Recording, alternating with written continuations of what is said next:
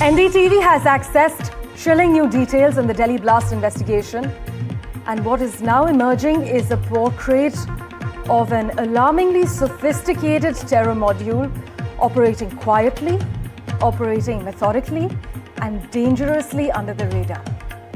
Sources have revealed that this wasn't a sudden act, but the result of a 5-year-long radicalization process where doctors trained to save lives were systematically indoctrinated and turned into suicide attackers. Even more shocking at this point, intelligence inputs seem to suggest that handlers have been in touch with this module since 2020, operating across state lines and possibly even across borders. Pradeep has been tracking all the finer developments for us. He joins us this morning with the latest details. Pradeep, take us through the latest revelations. And how exactly did a radicalization pipeline run for 5 years without detection? Yes, you're absolutely right. Whatever has happened, it has not happened overnight. In fact, they were indoctrinated and brainwashed for the last 5 years.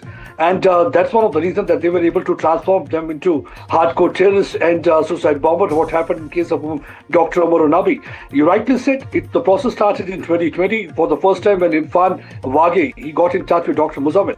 And rest of the potential recruits were identified through social media because they saw that what kind of posts they had been posting. And finally seeing that inclination, they tried to rope them because they wanted to have like-minded people as a part of the terror module. They started working on them. Initially, they used to normally interact. Then finally, they shifted this small knit community on the encrypted apps, and there they got in touch with the handlers who are operating either from Turkey or Pakistan. One of the handlers has been identified as Ukasa, other is Hashmi, and third is Faizan. Ukasha is operating from Turkey, and already here on NDTV, we broke the story how Dr. Muzammil, Umran Nabi, as well as Dr. Muzaffar, they had been to Turkey, where they met Dr. Ukasha, and there in Turkey, they were told how to use these platforms, because without digitally getting detected. That's what actually asked also that how this happened, because they had been running those fake IDs, and then they were using those encrypted apps, trying to ensure that they are not digitally detected and their operation can continue. Basically, their plan was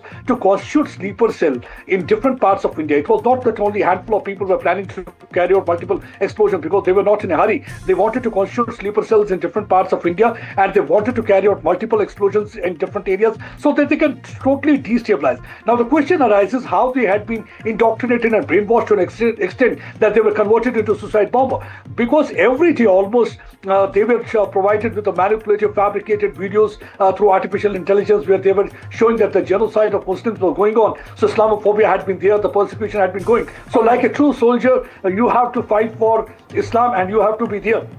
So finally, they got indoctrinated because already inclination had been there. So they had to a little bit push, and they succeeded in that mission. So this process did not happen to the last few weeks or months. This had been continuing. Many of them were either pursuing their MBBS degree, some of them were doing internship. And it appears now that the security agency feel this is just a tip of an iceberg. There is every possibility that they were trying to rope in more people. There can be more people who are part of this module. They're looking for that. That's one of the reasons that every time they're questioning them, they're trying to find out who else had been part of them. One, they are trying to involve that. They were trying to involve youngsters, like school dropouts. They were trying to have the team of doctors. And because nobody can have an inkling, because nobody can ever suspect the doctor who is wearing an apron. Absolutely, Pradeep. Really appreciate all the crucial details you shared with us this morning.